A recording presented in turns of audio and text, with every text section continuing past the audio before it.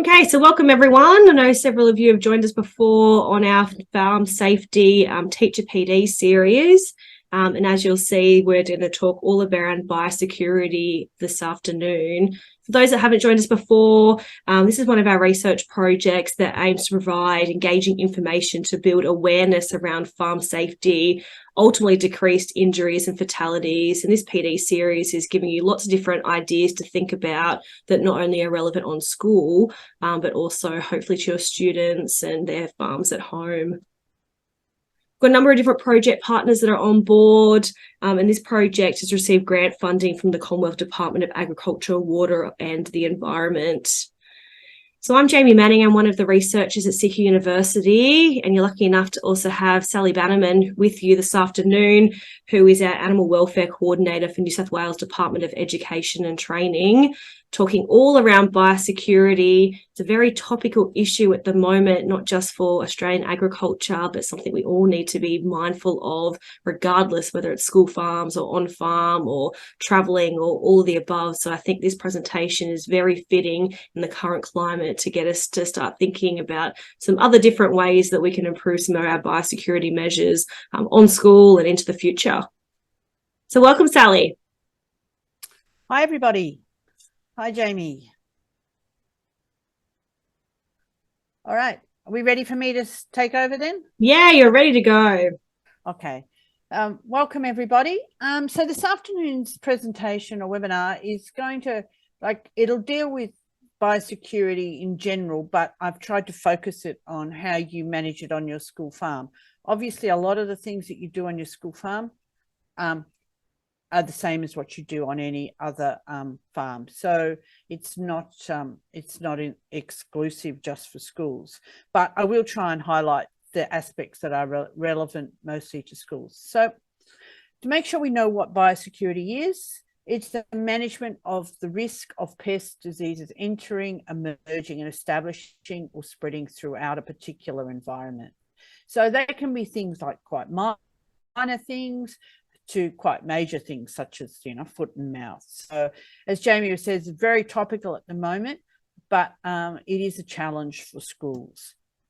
So the next one is why are such schools are high risk. Now I've got a really I don't want to sound boring about this, but I've had quite a few teachers who say to me, oh, we're not very high risk. We don't have a lot of animals. We only have, half a dozen sheep and a couple of cows, we're not high risk. Well, on the contrary, schools are extremely high risk just because of the amount of traffic that they have. So, and also most schools have a diversity of animals, of species. So they have a lot of different plants and animals. They might have a veggie patch, they have an orchard. And today's presentation will do a lot about animals, but we also have to think about biosecurity risks in terms of plants too. So, most school farms have a large range of plants and also several different species of animals at them. And one of the most outstanding aspects about schools is they have a high level of human activity. So they have traffic, they have the students, they have the teachers, they have the parents, they have other community members, they have, the ladies from the canteen come down with scraps, they have open days, they have all sorts of things. They have people coming to use the school grounds for sport, things like that. So there's a lot of activity happening. And in fact, some schools, I was at one recently where they had a community pathway that went right through the school farm. And so in the morning, they did try and shut it off once school started and only open it when school ended.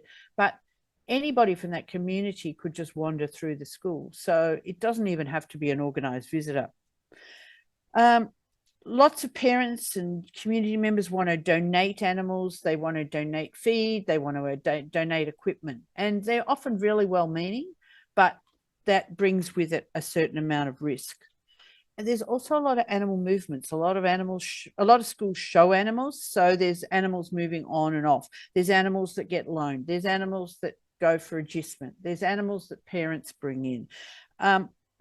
And then the other thing is most commonly schools run their poultry free range. And while that's a lovely idea, and free range poultry. And I have to say, yes, I run my chooks free range, but it does bring with it a certain element of risk. Sorry, I'll just have a quick drink. Wash down a bit of afternoon tea that got stuck in my throat. And the other thing about school farms is they're often small, so they're quite intensive, and there's a lot of traffic, a lot of activity over very, very small areas. So we need to take it seriously.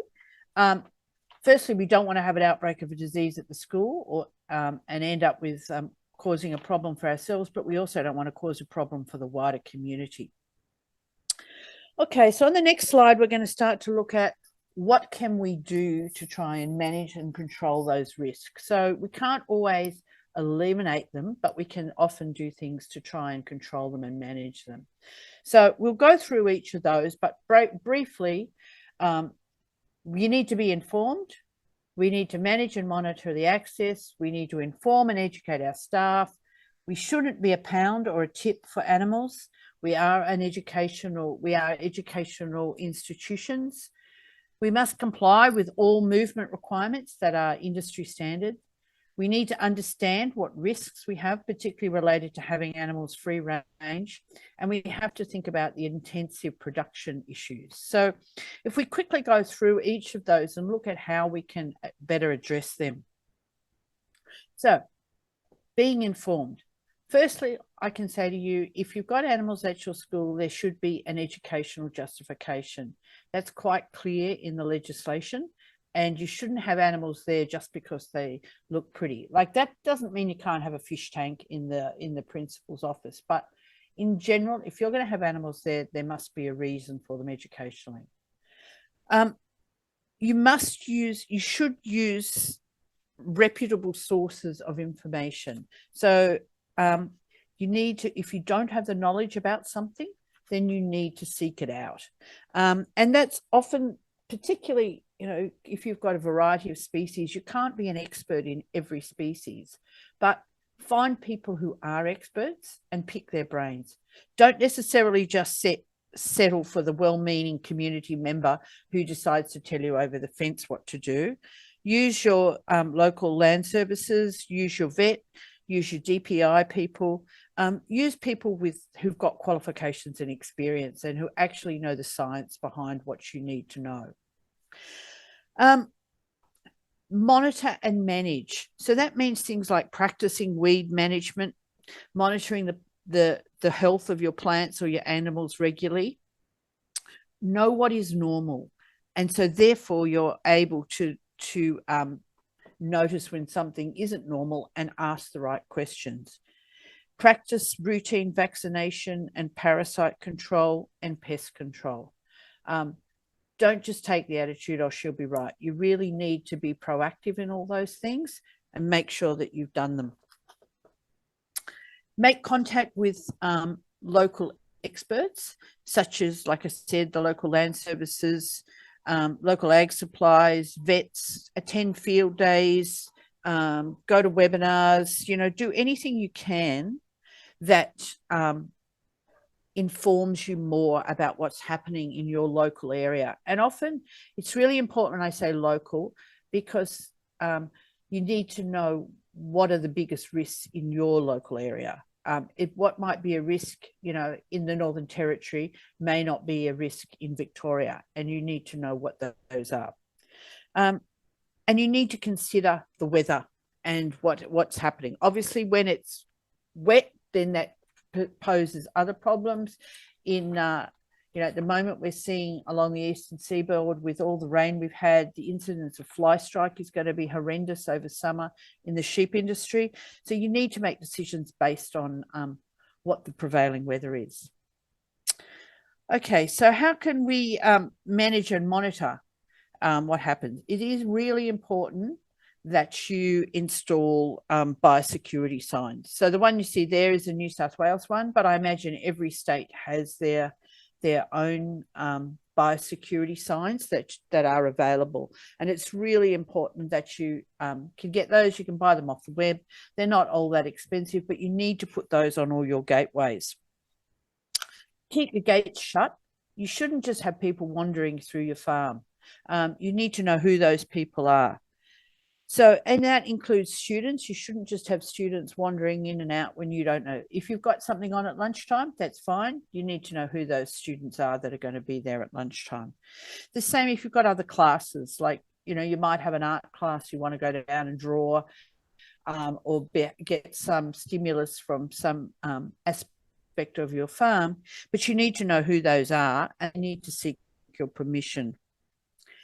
In New South Wales, it's really essential that everybody who works with the animals also signs the Animal Research Authority. That's a legal document that goes out to schools every year. And the other thing you need to do is to manage the vehicle access to your school farm, because different sorts of pathogens and pests can come in on tires. So you need to, ideally, where you're going to have feed or animals dropped off, shouldn't require a vehicle to drive completely through your farm. It's better if you can organise it so the drop-off point is at one end of your farm that doesn't have to require those people to drive through it. The next thing to think about is to manage your professional learning. It's really important that you engage with professional learning, you get all your staff to engage with professional learning, and if you've got a farm assistant, get them to engage with it too, so that they actually gain the right knowledge that's appropriate for your area. And that's a professional learning. You want to know that it's accredited, that it's actually being delivered by people who have those qualifications and experiences. Next slide, Jamie. So the next thing to think about is donations.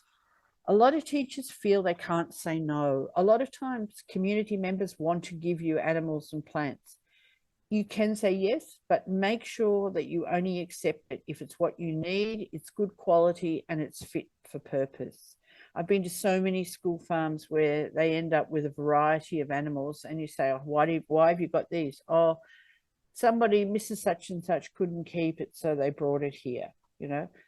That's all very nice for Mrs. Such and Such to dump you with a rabbit or a chook or something else. But if it's not what you need for your program, then say no. You're not a pound.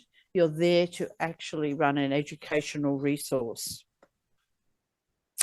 The next thing to think about are animal movements.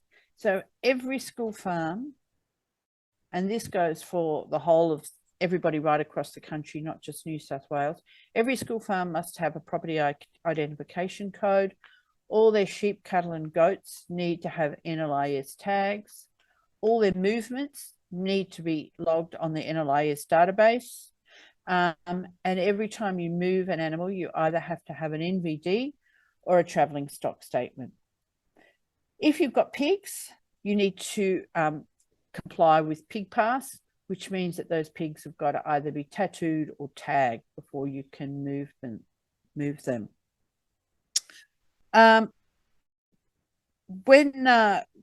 When you're going to take animals to shows and things like that, you really need to be even more diligent, and you need to monitor those animals. You need to make sure they're treated with the right things, and you need to record those treatments.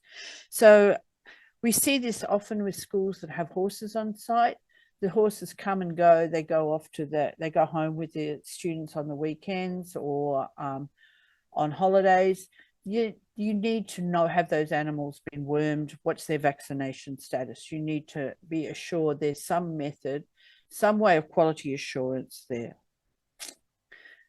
Next slide, Jamie. So the next one is free range, to consider that. Free range is lovely, but we do know that wild birds spread disease. So we've had some incidents in New South Wales where we've had, at one school, we ended up with having over 200 birds had to be euthanized because of an outbreak of avian tuberculosis, which is a zoonosis. So there is the risk that that was transmitted to the students and the staff. Thankfully, that didn't occur. And it wasn't because the teacher had done anything wrong. It was simply because they were free range and the wild birds had access, and they obviously transmitted that disease. So it's something that you really need to be aware of. If you have free range chooks, then you have to be a little bit more diligent, and you have to know what the signs and symptoms of the diseases are. The other thing that makes schools high risk that we'll look at is the fact that schools farms tend to be quite intensive because, you know, you've got a smaller area with a larger number of animals. So kinds of things you need to think about is maybe consider registing animals, particularly over summer periods, so that if you've got a long period over Christmas, 6 to 8 weeks, you might be able to move those animals off site, rest your farm, and reduce the chance of any disease. It means that you also need to increase your monitoring. Any disease is going to be transmitted very easily. You also get the risk of the buildup of resistance to particular treatments. I've been to one school farm where as soon as I walked in, I looked at the sheep and thought, oh dear, there's going to be a problem here. There was just sheep poo everywhere. And I thought, this is really intensive sheep husbandry here. And then I looked at the sheep and I thought, yes, they look very wormy. And then I said something to the teacher. She said, oh, I actually worm them every week. And I thought, well, clearly she was aware of the problems, but in fact, what she was doing, she was just building up resistance. So it is a problem. Lots of schools they do a lot of hosing down of areas. They tend to, you know, want to try and keep things clean. So they often hose things down thinking they're doing the right thing, but then often it builds up the moisture, and therefore they end up creating a harboring disease and pathogens in that moisture. So having some sort of hard surfaces where people walk is also a really good thing. All right, so let's try and look at some of the other actions and the management practices that we can do to carry out to reduce our biosecurity risks. So when we're buying plants and plant materials and other inputs, it's really, and that includes everything from bare rooted trees through to seedlings, through to organic composts or any other composts. It's really important that you buy them from reputable sources, or at least a source. And when I say reputable, it doesn't have to be a large commercial outlet, but it has to be somebody that you know has good biosecurity standards. So that if you're buying particularly organic composts, you need to make sure they're well composted and they're treated so that you're less likely to transmit weeds. So the next thing we should be thinking about is our feed and our bedding. So it is really important that the animal feed that you buy is quality assured, and that if it is unlabeled, if you're buying, often schools buy feed or people buy feed, somebody in the local area who mixes their own feed, and it doesn't come in sort of from a commercial company that's all labeled. You need to know the details of that feed, and you should record those so that if there was any problem, you would be able to tell the authorities where you bought the feed and at what time of the year you bought it, the exact date, and what you thought was the source of that. You need to also make sure that it is stored in labelled and vermin-proof bins or containers of some sort. You need to be able to secure that so that you don't have feral animals and other animals that are coming in and contaminating or helping themselves to that, because that can also be a source of disease. If you've got hay, you should be making sure that that's secured somewhere in a dry area, and you're not allowing your chooks to go and roost in it and things like that. So you're always trying to reduce your contamination, be it between species or within species. So if we go to the next slide, it's really important that everybody knows what RAM or restricted animal material is, because it is illegal to feed that to ruminant animals. So RAM or restricted animal material is any product that comes from blood meal, meat meal, bone and fish meal, poultry meal, feathers, things like that, or compounded products that are made from that. So you can feed those products to poultry. And if you look at a bag of poultry feed, it may have on it, does contain RAM. That's fine for your poultry, but you must ensure that your ruminant animals cannot access that feed. So if we look at the next slide about feeding ruminants. Oh, yeah. Okay, so do not feed any scraps or waste that may potentially contain animal products to ruminant animals. And where we see that happening, once upon a time, a lot of schools used to go to Woolies or to the local baker and get bags of scraps of old bread, things like that, and they'd feed them to the animals to try and keep the weight on animals, and it was a cheap source of food. The trouble with that is there is the risk that you'll be giving them something like a cheese and bacon roll. So you need to make sure that you don't feed any scraps or waste to ruminant animals. Make sure that your ruminants can't, your sheep, your cattle, your goats can't have access to stored or spilled food, so that they can't sort of get into an area where maybe a poultry feed, just kids have actually dropped some feed, and it's not appropriate that those ruminants are eating that. Don't use any feed that's labelled that it contains RAM or is unsuitable.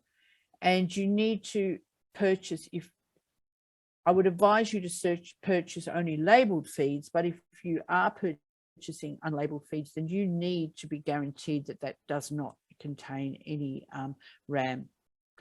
And you need to store those feeds separately, because remember, you've got, or for everybody, you need to have it in labelled vermin-proof bins, and you need to have those so clearly identified, because sometimes sheep pellets can look just the same as poultry pellets. And I know there would be some brands that I couldn't tell the difference between, and I'm sure as hell know that kids wouldn't be able to tell the difference between. So it's really important that those things are clearly identified. It is also illegal to feed swill to pigs. So swill includes any meat products, any bone products, blood, offal or hide coming from a mammal, or anything that's come into contact with these products. So again, that was why you would not you'd not feed them scraps from, say, your canteen or from the local supermarket. Or people in the community often think they're helping you.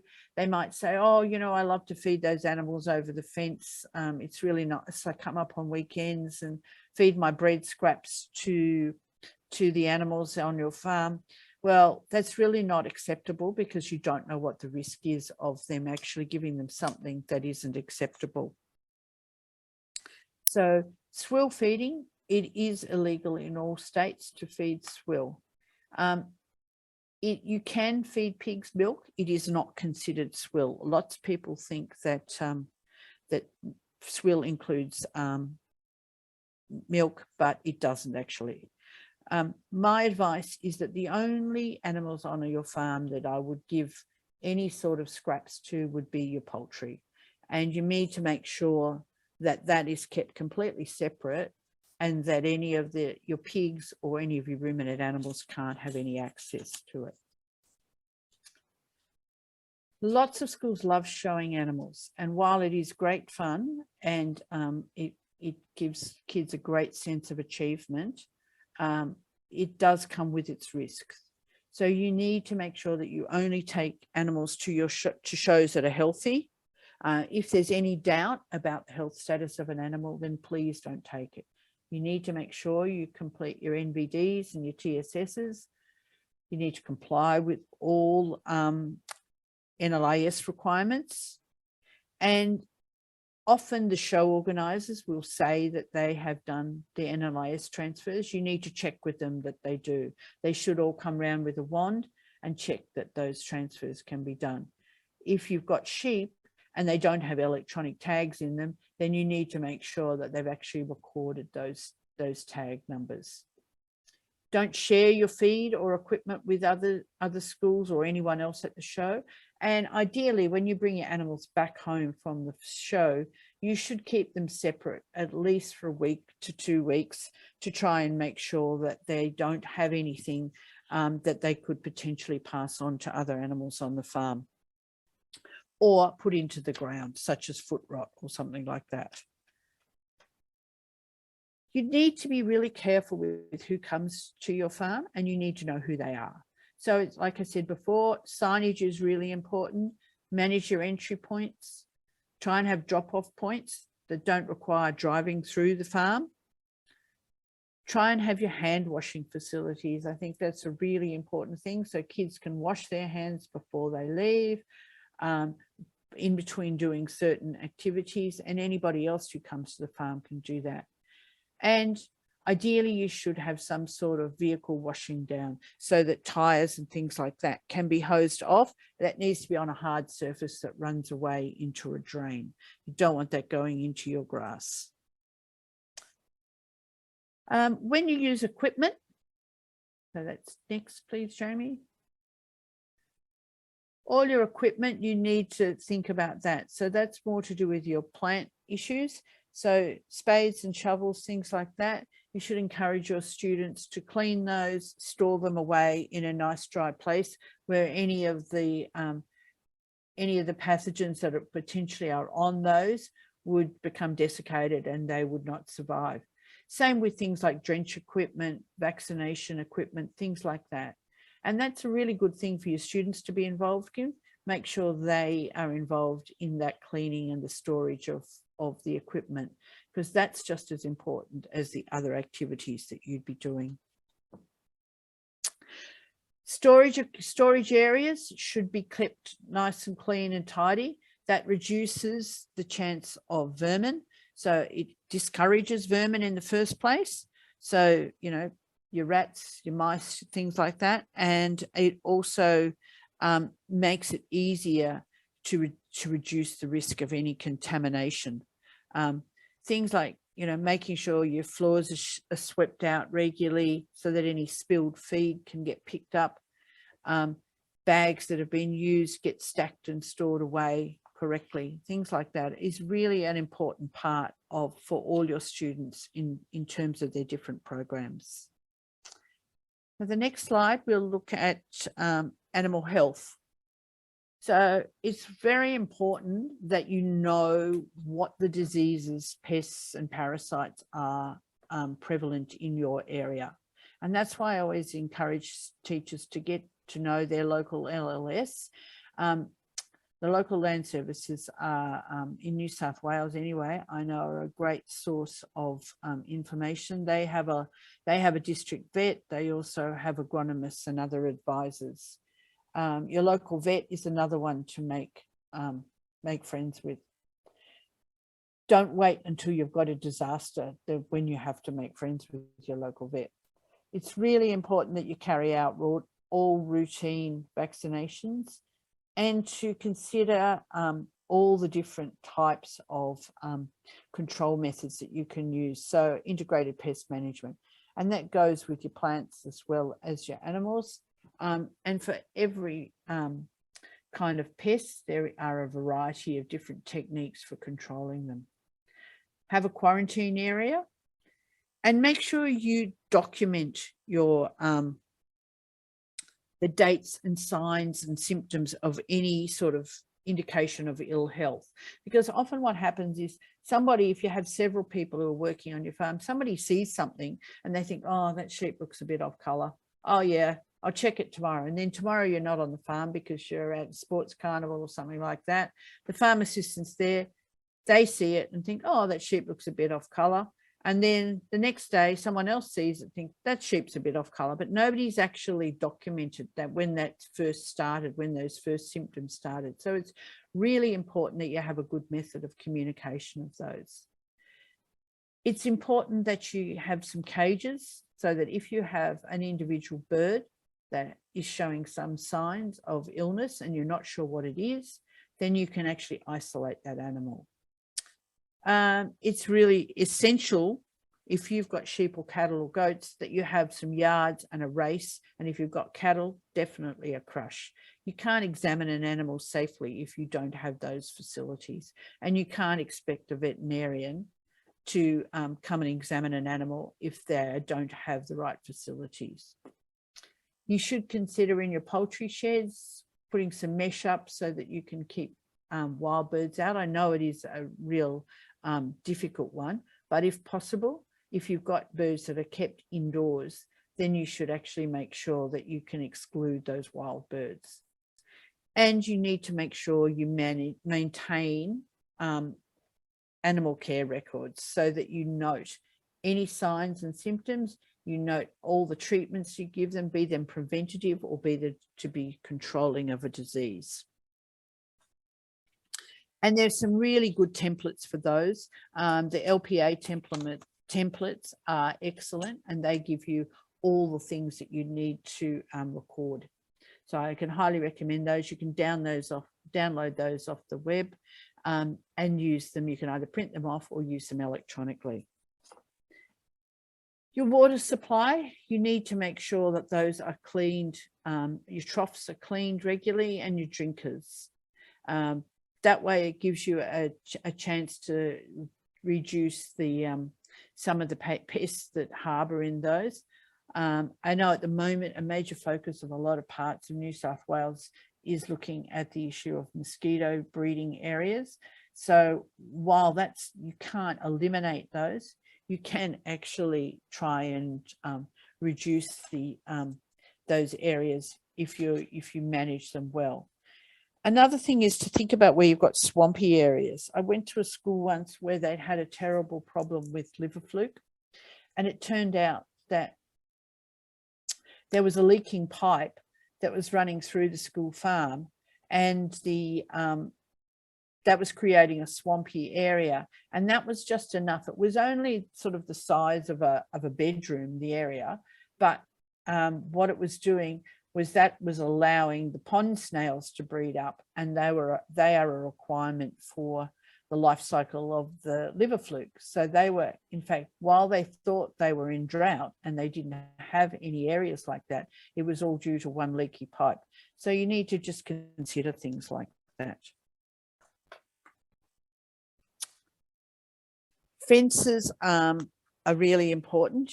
You need to keep other animals out, and you need to keep your animals in the paddocks where you put them.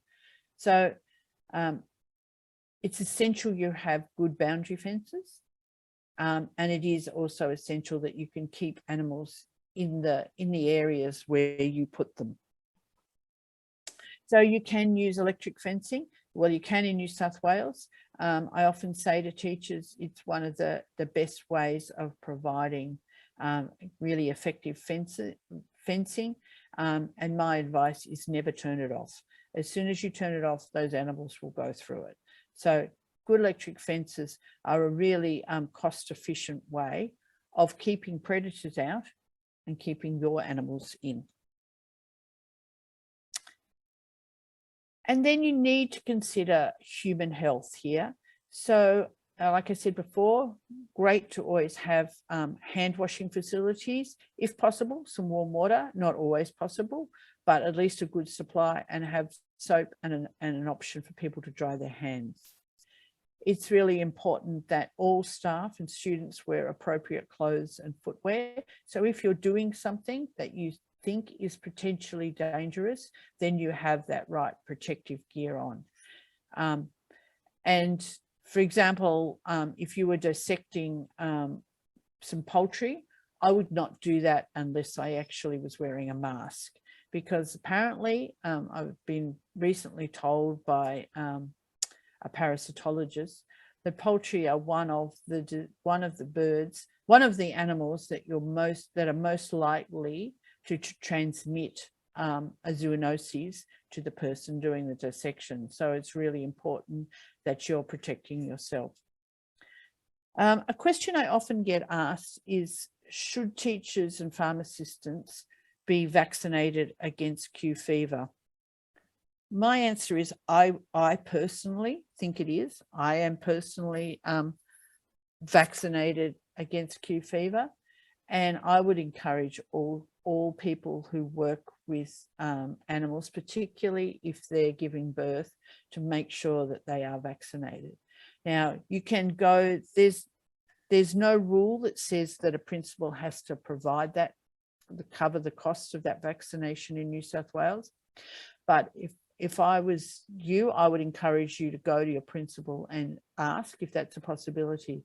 And if you put it to them in the way that the cost of the vaccination, because you have to get tested prior to vaccination, and then the vaccination might end up costing the school $500 per person as a maximum. If you think about that, that's only 1 day of casual relief. If you were to come down with Q fever, they may have to cover you for weeks. So it's actually a very small insurance policy for something that could be a very big problem. I'd also recommend that making sure that everybody is vaccinated against tetanus, but that's something that in day-to-day life we should do too. And make sure that you try and control vectors, like we talked about before, mosquitoes. So if at all possible, don't have sources of water lying around that don't regularly get emptied, things like that.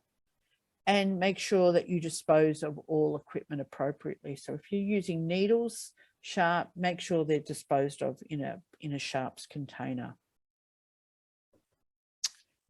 And the last one that I want to talk about is recording. And it's something that a lot of teachers need to work at. I know it seems it's often a very boring side of teaching, but it really is important that you maintain accurate and current records. And that not just goes for things, the issue of foot and mouth, it goes for anything. It informs you, it informs the rest of your staff. And if there is a problem, then you know when that problem occurred, you know what treatments have been given, and you know what products you've used for those treatments. It's really important that you share your NLIS login details. I don't know how many schools I've been to where the ag teacher transfers to another school and they don't tell anybody what the NLIS login details are. So then the rest of the staff are left to try and find out. It's really important that all those login details are shared. They're not your personal details, they belong to the school.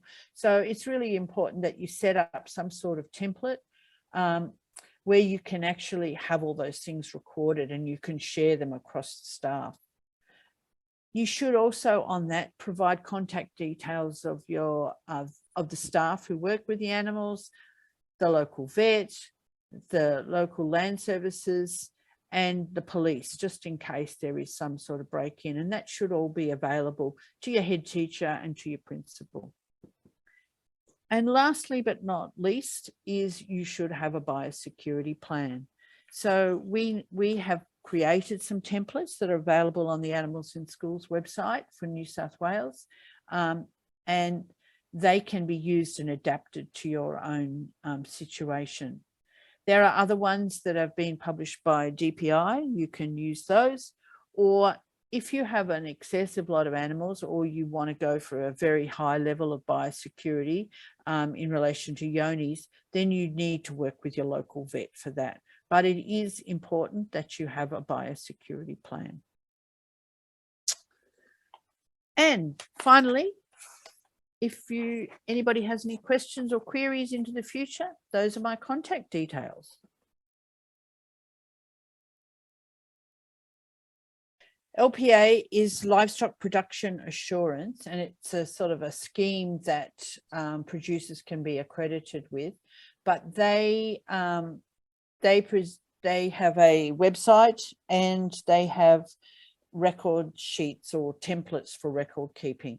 So if you were just to Google LPA record templates, it should come up, and you can download them, print them off, and you can have them bound and put into a booklet. Once upon a time you used to be able to buy the booklet, but now you just do your own, or you can keep them as like spreadsheets to use and just have them electronically. So just Google LPA record templates, but it stands for Livestock Production Assurance. I know there's some good training online as well on the LPA website, that if you had any staff members or yourself, you can go onto those websites, and they've got little video tutorials and stuff as well to help you through it. Yep.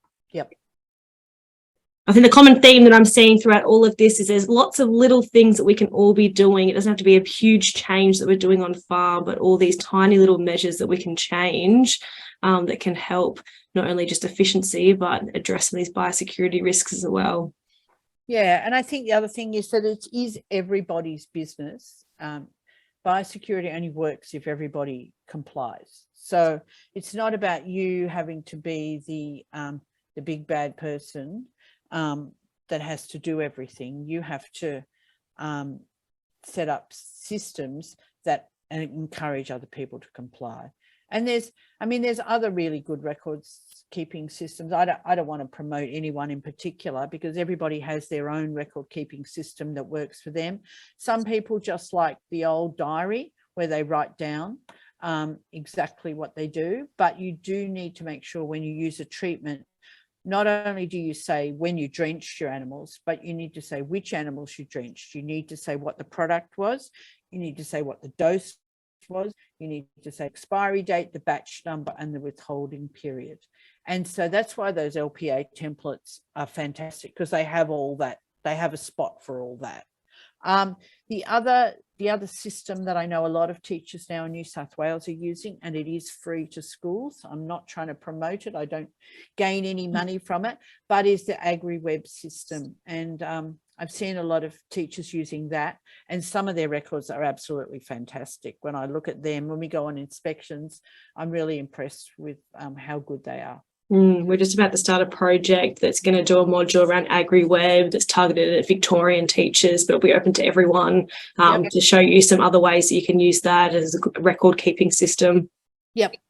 So no, I think it's great, and it is free to schools, so they don't make any money out of it. And it's a really good thing to encourage your students to be involved with. Yeah, we've just got a comment in the chat as well from another teacher saying they're using Agri-web, and they love that they can share it with their vet as well. So I think that's a good thing. Have multiple people can log in, record data, and whether it's Agri-web or some other platform, just having something that is accessible to everyone is key. Yeah. I've got another question, Sally, that says, how do you keep wild birds out of free-range poultry? Well, there isn't really a solution to that, unless you were to have them in an area that was completely netted and you could keep all wild birds out. So what you just have to understand is, if you do have free range poultry, then you have to have increased monitoring. You have to be aware that that is a risk. And look, I think everybody who has free range poultry gets lice from time to time. I think that's a fact of life. And some of those things like that are not particularly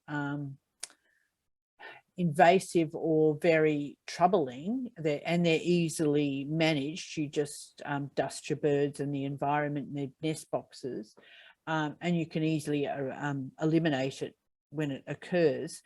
But it's when you have more sinister things like the avian tuberculosis. Now, there was nothing that teacher could have done, except that he should have probably had better records of what management procedures. So yeah, it is almost impossible unless you are to keep them all indoors in a netted area.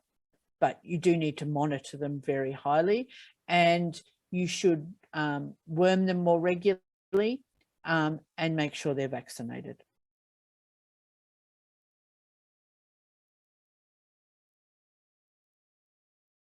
Now that there's a date that's going to be mandatory for not just people in Victoria, but all over Australia are going to have to be required for all of their sheep or goats to have EID. And I think that's also going to change when we talk about biosecurity and the use of EID.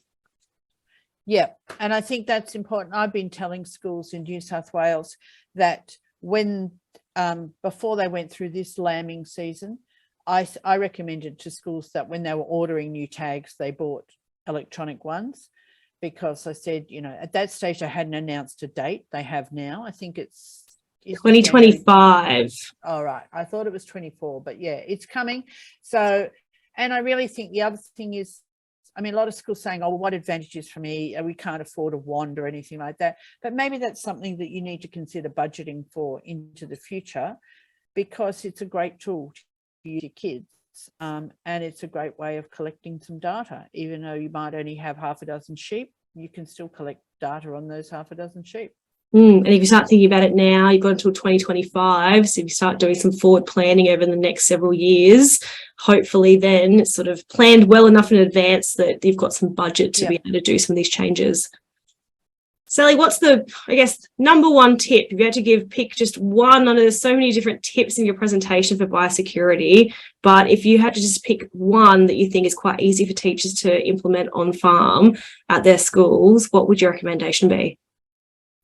I'd be saying good records, because we've been doing I've been doing quite a lot of work with the crisis task force within the Department of Education, and looking at, if there was an outbreak of foot and mouth, what potentially, you know, what are some of the outcomes, and what could we do to help schools? What could we do to reduce the damage? And I think one of the things is to have good records, so that you actually have proof that you had all those animals and what their health status was. So I can't really emphasize that enough. And the fact that it is actually everybody's business. It's not just one teacher's business. I think, I know some teachers now have like 2 sets of records, one that they let the kids have access to, and they do their own form of record keeping, and the teacher just backs up with a kind of a safe copy in case the kids did something silly with it. But I really think your farm assistant needs to be involved, and all your teaching staff needs to be involved. So good record keeping, I think, is the most important thing. Another question we've got, is it necessary to footbath students each lesson coming onto the school farm? Look, I think at the moment, no. I think it would be some schools do have programs where the kids actually change and put other boots on. I mean, that could be one way around it. I think at this present point in time, I don't think that is essential, you know, unless, you know, hopefully we don't have an incursion. I mean, the other thing is, unless you knew that if you had any students that you knew had been on a holiday to Bali, I'd be saying, you know, beware, do not come to the school farm for a week or 2. And certainly, you know, hopefully they only wore thongs in Bali. They didn't, which they won't be wearing down to the school farm. I think it's a very good conversation starter as well. We think about going back to school next year after school holiday breaks, working out maybe who has travelled and who's going to be your biggest biosecurity risk. Yeah. And look, maybe for you, Jamie, in Rockhampton, they're more likely to wear thongs to school. Because there's just, yeah, so many different facets of biosecurity, and hopefully everyone today's got at least a few little handy quick tips that they can implement on their school farms to start thinking more about biosecurity. Some of the websites Sally mentioned were the Animals in Schools, which is New South Wales schoolanimals.com, and you can access resources on that. Otherwise, she was recommending Local Land Services, which is New South Wales, otherwise Agriculture Victoria, Department of Agriculture and Fisheries. All of those websites have lots of good resources. There's farmbiosecurity.com. I think MLA has quite a lot of it on it. Yeah.